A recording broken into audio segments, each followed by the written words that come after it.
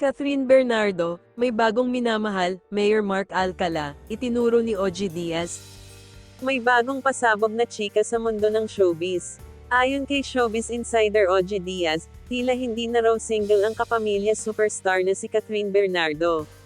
Sa kanyang latest vlog sa Showbiz Update, ibinahagi ni OG na may isang batang politician na umano'y nagpapasaya ngayon sa puso ng aktres. Ang nagmamay-ari ng puso ni Catherine ngayon ay walang iba kundi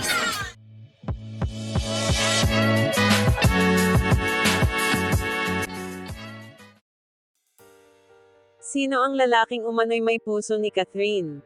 Sa usapan nila ni Mama Loy at Ate Marina, ibinahagi ni OG ang natanggap niyang impormasyon mula sa isang source. ang chika sa akin ay taken na raw si Catherine. Ay! Relationship na? Yes, meron na raw nagmimiyari ng puso ni Catherine. Isa itong politician. Agad namang nag-react si Mama Loy at tinanong kung sino ang tinutukoy ni OG. Dito na ibinunyag ni OG na ito raw ay walang iba kundi si Mayor Mark Alcala ng Lucena City. Yes, si Mayor Mark Alcala ng Lucena City. Si Mayor Mark ay mula sa makapangyarihang Alcala clan sa Quezon Province, na kilala sa politika sa kanilang rehiyon.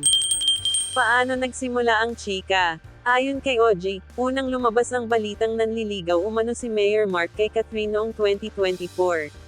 Noong panahong iyon, sinubukan niyang kumpirmahin ito mismo kay Mayor Mark sa pamamagitan ng private message, ngunit hindi siya sinagot ng alkalde. July pa yun ha, so baka nanliligaw pa lang siya noon, paliwanag ni OG. Ngunit ayon sa source niya, maaaring naging opisyal na ang kanilang relasyon bandang Nobyembre o Disyembre ng 2024. Bakit hindi naging maingay ang balita? Kung sila yan, ba't walang nabalita? Bakit ano? Bakit wala mga pictures? Na nalalabasan na... Ayon sa source ni OG, maingat daw sa publiko ang dalawa. Minsan daw si Mayor Mark ang lumuluwas sa Manila, minsan naman daw si Catherine ang pumupunta sa Lucena, kwento ni OG. Isa rin sa posibleng dahilan ay ang pagpapalabas ng Hello, Love, Again, noong ika-13 ng Nobyembre taong 2024. Sabi ko ako si Mayor Alcala. Hindi ako mapasok sa eksena kasi ano pa yung makeup din yan. Diba? Ito yung kasagsada ng showing inabot ang isang buwan ng showing yan, di ba?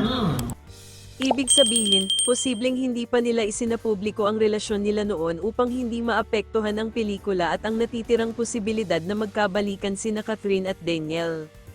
Catherine at Daniel, may chance pang magkabalikan, ayon kay OG. Kahit nagkaayos na sina Catherine at Daniel matapos ang kanilang breakup, malabo na raw silang magkabalikan.